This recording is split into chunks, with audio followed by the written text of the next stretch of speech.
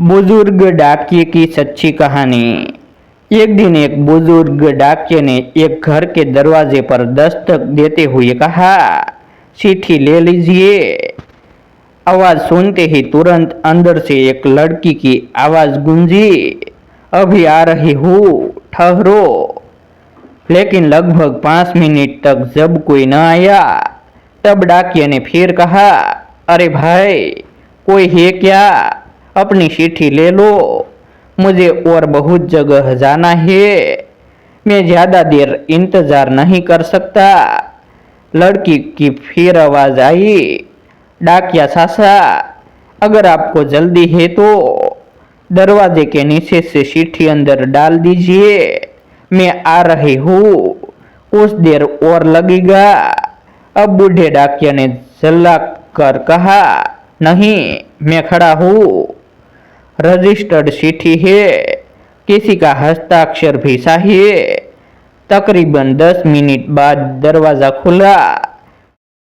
डाकिया इस देरी के लिए खूब जलाया हुआ तो था ही, अब उस लड़की पर चिल्लाने ही वाला था।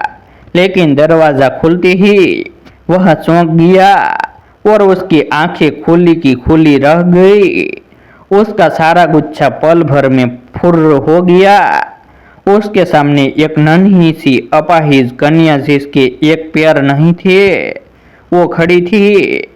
लड़की ने बेहद मासूमियत से डाकिये की तरफ अपना हाथ बढ़ाया और कहा, दो मेरी चिट्ठी। डाकिया चुपचाप डाक देकर और उसके हस्ताक्षर लेकर वहां से चला गया। वो अपाहिज लड़की अक्सर अपने घर में अकेली ही रहती थी। उसकी माँ इस दुनिया में नहीं थी और पिता कहीं बाहर नौकरी के सिलसिले में आते जाते रहते थे। उस लड़की की देखभाल के लिए एक काम वाली बाई सुबह शाम उसके साथ घर में रहती थी। लेकिन परिस्थितिवश दिन के समय वह अपने घर में बिल्कुल अकेली ही रहती थी।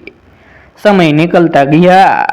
महीने 2 महीने में जब कभी उस लड़की के लिए कोई डाक आती, डाकिया एक आवाज देता और जब तक वह लड़की दरवाजे तक न आती, तब तक इत्मीनान से डाकिया दरवाजे पर खड़ा रहता। धीरे धीरे दिनों के बीच मेलजोल और भावनात्मक लगाव बढ़ता गया। एक दिन उस लड़की ने बहुत गौर से डाकिये को देखा तो उसे पाया कि डाकिये के पैर में जूते नहीं है। वह हमेशा नंगे पैर ही डाक देने आता था। बरसात का मौसम आया। फिर एक दिन जब डाकिया डाक देकर चला गया, तब उस लड़की ने जहां गीली मिट्टी में डाकिये के पांव के निशान बने थे, उन पर कागज रखकर उन पांवों का चित्र उतार लिया। अगले दिन उसने अपने यहाँ काम करने वाली बाई से उस नाप के जूते मंगवाकर घर में रख लिए। जब दीपावली आने वाली थी, उससे पहले डाकिया ने मोहल्ले के सब लोगों से त्योहार पर बख्शीश चाही। लेकिन छोटी लड़की के बारे में उसने सोचा कि बच्ची से क्या उपहार मांगना, पर गली में आया हूँ तो उससे मिल ही लूँ। साथ ही साथ डाकिया ये भी सोचने लगा कि त्योहार के समय छोटी बच्ची से खाली हाथ मिलना ठीक नहीं रहेगा। बहुत सोच विचार करके उसने लड़की के लिए 5 रुपये के चॉकलेट ले लिए। उसके बाद उसने लड़की के घर का दरवाजा खटखटाया। अंदर से आवाज आई, कौन? मैं हूँ गुड़िया, तुम्हारा डाकिया सासा। उत्तर मिला। लड़की ने आकर दरवाजा खोला तो बूढ़े डाकिये ने उसे चॉकलेट थमा दी और कहा, ले बेटी अपने गरीब सासा के तरफ से। लड़की बहुत खुश हो गई और उसने कुछ देर डाकिये को वहीं इंतजार करने के लिए कहा। उसके बाद उसने अपने घर के एक कमरे से एक बड़ा सा डब्बा लाया और उसे डाकिये के हाथ में देते हुए कहा, सासा, मेरी तरफ से दीपावली पर आपको यह भेंट है। डब्बा देखकर डाकिया बहुत आश्चर्य में पड़ गया। उसे समझ में नहीं आ रहा था कि वह क्या कहे।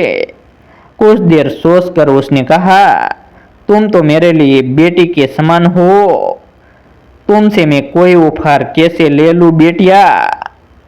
लड़की ने उससे आग्रह किया कि सासा, मेरी इस गिफ्ट के लिए मना मत करना, नहीं तो मैं उदास हो जाऊंगी। ठीक है, कहते हुए बूढ़े डाकिये ने पैकेट ले लिया और बड़े प्रेम से लड़की के सिर पर अपना हाथ फेरा, मानो उसको आशीर्वाद दे रहा हो। बालिका ने कहा, सासा इस पैकेट को अपने घर ले जाकर खोलना। घर जाकर जब उस डाकिये ने पैकेट खोला तो वह आश्चर्यचकित रह गया, क्योंकि उसमें एक जोड़ी जूते थे। उसकी आंखें डबडबा गई। डाकिये को यकीन नहीं हो रहा था कि एक छोटी सी लड़की उसके लिए इतना फिक्रमंद हो सकती है। अगले दिन डाकिया अपने डाकघर पहुंचा और उसने पोस्ट मास्टर से फरियाद की कि उसका ट्रांसफर फौरन दूसरे इलाके में कर दिया जाए। पोस्ट मास्टर ने जब इसका कारण पूछा तो डाकिये ने वे जूते टेबल पर रखते हुए सारी कहानी सुनाई और भीगी आंखों और रोंधे गले से कहा, सर, आज के बाद मैं उस गली में नहीं जा सकूंगा। उस छोटी अपाहिज बच्ची ने मेरे नंगे पाँव को तो जूते दे दिए, पर मैं उसे पाँव कैसे दे पाऊंगा। इतना कहकर डाकिया फूट फूट कर रोने लगा। ऐसे ही नए नए वीडियो देखने के लिए हमारे YouTube चैनल सब्सक्राइब करें और वीडियो को लाइक करें।